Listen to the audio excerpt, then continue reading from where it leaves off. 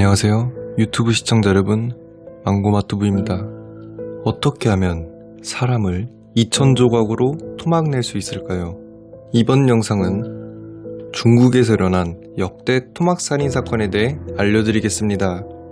1996년 중국 장쑤성 난징에서 끔찍하고도 잔인한 토막살인 사건이 발생했습니다. 각종 다양한 사건이 일어나는 중국이지만 갸오하이칭 토막살인 사건은 오원춘보다 더한 잔인함으로 대륙 전체를 충격에 빠뜨린 사건입니다.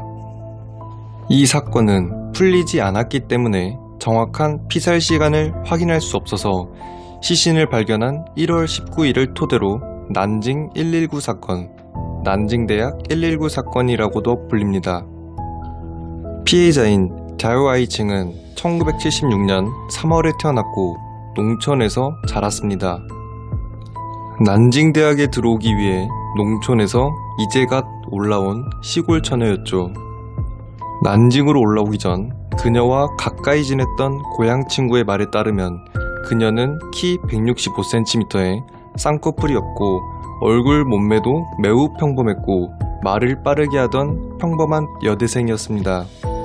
1996년 1월 10일 밤, 당시 기숙사 룸메이트 여학생들이 학교 규정을 어기게 되었고 갸오하이칭까지 함께 학교로부터 징계를 받게 되었습니다.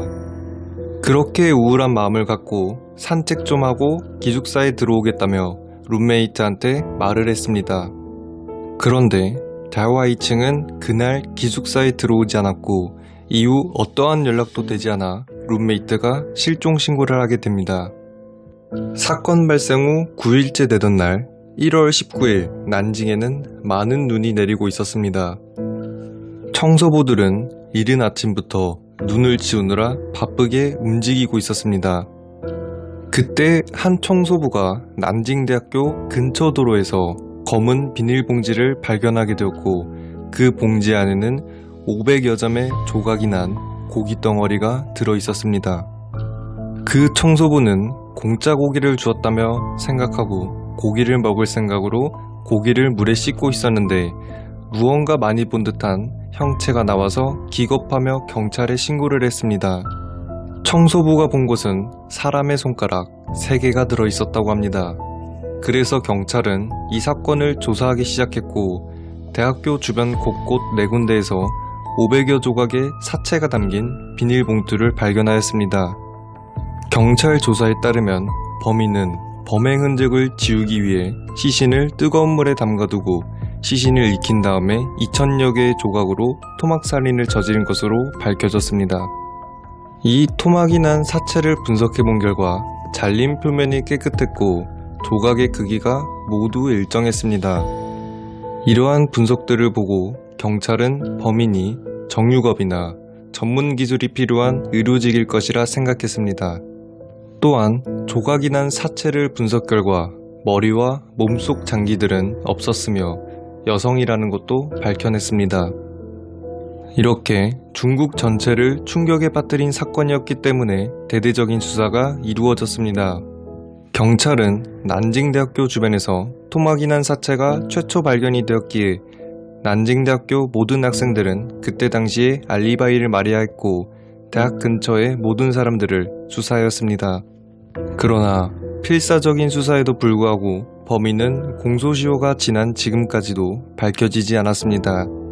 이렇게 사건이 갈피를 못 잡고 마무리가 되려고 할 즈음 가설이 하나 퍼지게 됩니다. 당시에 갸오하이칭이 발견된 1월 19일에 중국 언론이 주목한 사건은 2가지였습니다. 하나는 갸오하이칭의 시신이 2000여 조각으로 토막이 난 것을 발견이 되었다는 것과 다른 하나는 난징 종합병원에서 아시아 최초로 소장이식을 성공했다는 이야기였습니다. 소장이식을 위한 의료실험 때문에 그녀를 납치한 후에 그녀의 장기를 빼서 이식을 했거나 혹은 이식을 한 후 그녀의 시신을 유기했다는 것이라는 가설입니다. 하지만 중국 정부는 대부분 사형수들의 장기를 적출하는 것으로 알려져 있고 굳이 이 대학생을 납치해서 적출할 필요가 있었을까요? 이렇게 중국에서 일어난 끔찍한 토막살인 사건에 대해 알려드렸습니다. 대체 어떤 정신으로 사람을 2000여 조각으로 토막을 냈을까요? 이 세상에서 인간이 제일 잔인한 것 같습니다.